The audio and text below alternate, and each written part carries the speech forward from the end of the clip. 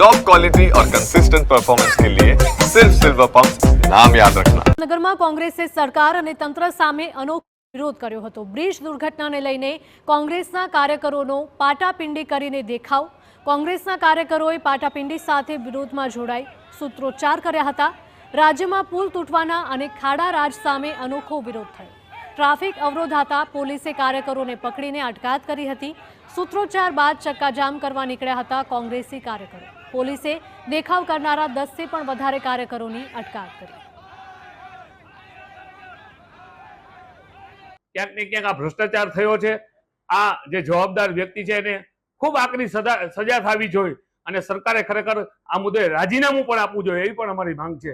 2022માં ગુજરાત વિરોધ પક્ષના નેતા અમિતભાઈ ચાવડાએ લેખિતમાં વિધાનસભામાં માંગણી કર્યા પછી સરકારને જાગૃત કરવા માટે પત્ર પણ લખેલો હતો, છતાં પણ કાન નીચે હાથ રાખી અને સાંભળ્યા કરી આ બેરી સરકારે માત્ર ને માત્ર ગુજરાતમાં મનુષ્યના જીવ લેવા સિવાય ને ભ્રષ્ટાચાર સિવાય કોઈ કામ નથી કરતી।